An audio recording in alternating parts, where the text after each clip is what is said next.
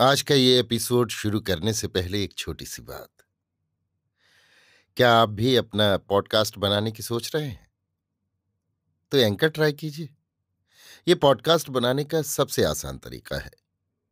Number 1, ये free है।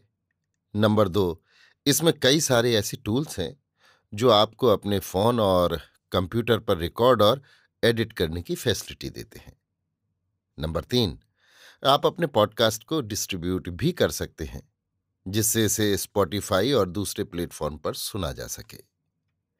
तो डाउनलोड कीजिए फ्री एंकर ऐप या विजिट कीजिए anchor.fm पर अपना पॉडकास्ट स्टार्ट करने के लिए। ये तो थी एक छोटी सी जानकारी, और अब शुरू करते हैं एपिसोड का सिलसिला। तो आज के एपिसोड में लीजिए सुनिए आचार्य चतुर्सेन शास्त्री के लिखे उपन्यास वयम रक्षामः का पहला भाग, तिल तंदुल, मेरी यानी समीर गोस्वामी की आवाज में।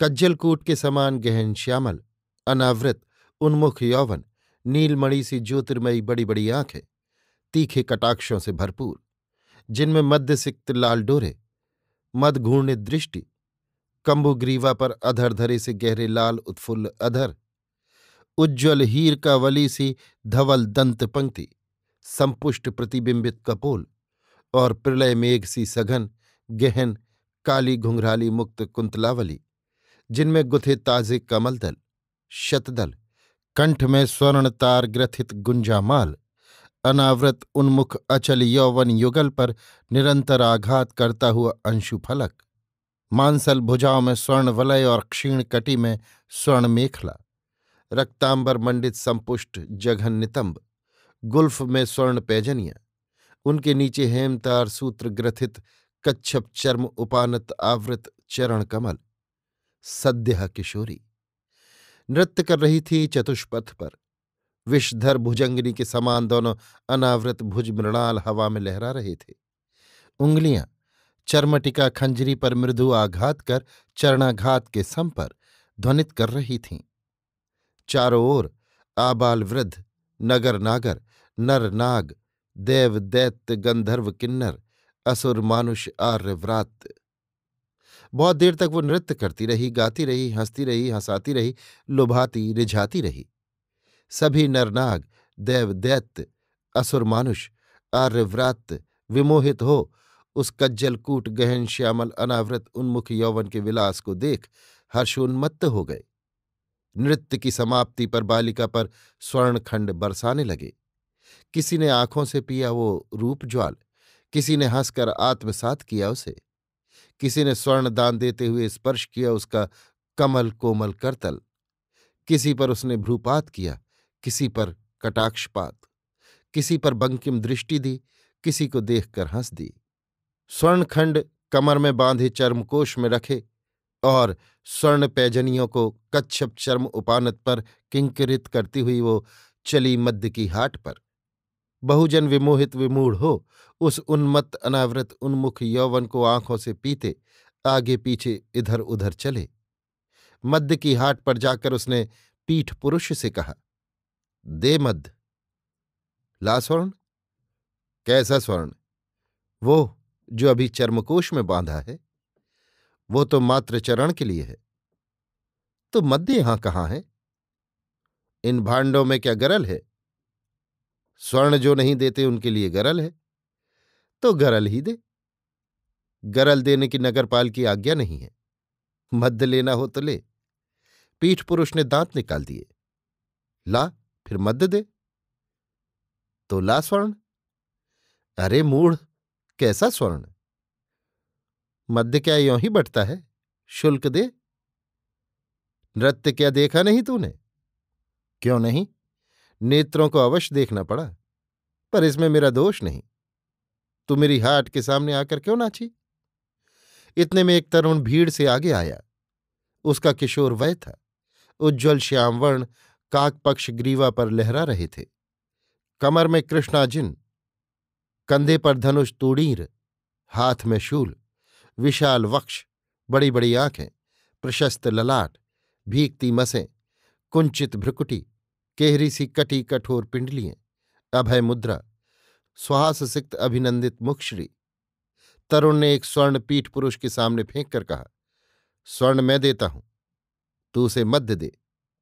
पीठ पुरुष ने हंसकर स्वर्ण को परखा और मंजुषा में रख मध्य भांड उठाकर तरुणी को दे दिया। भांड को मुंह में लगाकर तरुणी गटागट मद्य पीने लगी। आधा भांड पीकर उसने तृप्त होकर सांस ली, जीभ से होंठों को चाटा, हंसी, फिर 2 कदम आगे बढ़ अपना अनावृत उन्मुख यौवन तरुण के वज्र वक्ष से बिल्कुल सटाकर घूर्णित मदरंजित कटाक्ष तरुण पर फेंक दोनों भुजाओं में मध्य भांड थाम ऊंचा कर उसे तरुण के होंठों से लगाकर कहा, अब तू पी। तरुण ने अपनी भुजाओं में तरुणी को समेट लिया। एक ही सांस में वो सारा मद्य पी गया। फिर उसने तरुणी के लाल लाल होंठों पर अपने मदसिक्त अधर रखकर कहा, अब चल। तरुणी हंस दी। उज्ज्वल हीर कावली के समान उसकी धवल दंत पंक्ति बिजली सी कौंध उठी। उसने मद्य भांड फेंक तरुण के कंठ में अपनी भुजवल्लरी डालकर कहा, चल। दोनों परस्पर आलिंगित हो एक ओर को चल दिए। नर नाग देव दैत्य असुर मानुष आर्य व्रात सब नगर नागर पीछे रह गए। तरुण ने पूछा, तेरा ग्राम यहां कहाँ है? उस उपत्यका में, अर्जना के तट पर। और गोत्र? गोत्र भी वही है। कब वो आया है? इसी शरद ऋतु में। कहाँ से? काश्यप सागर तट से। काश्यप सागर तट पर क्या तेरा पुर है? वहां मातृकुल रहता है। किस पुर में? हिरण्यपुर में। तू क्या असुर कुल से है? नहीं, दैत्य कुमारी हूं। और तू? मैं ऋषि कुमार हूं, पर मातृकुल मेरा भी दैत्य कुल से है। और पितृकुल? आर्यव्रात। कहाँ का है तू? आंध्रालय का। तो यहां बाली द्वीप में कैसे घूम रहा है? तेरे ही लिए। तरुण ने हंसकर उसे और कसकर वक्ष से सटा लिया। तरुणी ने उसे ठेलते हुए कहा, दिग्विपन्न सत्य कह। अब तो सत्य ही है, मैं तुझ पर विमोहित हूं। कब से? इसी क्षण से। तो उधर चल। क्या ग्राम में? नहीं, उपत्यका के उस अंचल में। वहां क्या है?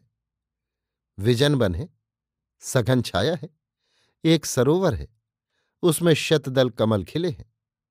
चक्रवाक सारस का आखेट वहां बहुत है। हरिण भी है। आखेट अच्छा होगा। आखेट खाएंगे और रमण करेंगे। चल। चल। दोनों उस गहन वन में घुस गए, परस्पर गुथे हुए से। अभी आप सुन रहे थे आचार्य चतुर्सेन शास्त्री के लिखे उपन्यास वयम रक्षामः का पहला भाग, तिल तंदुल, मेरी यानी समीर गोस्वामी की आवाज में।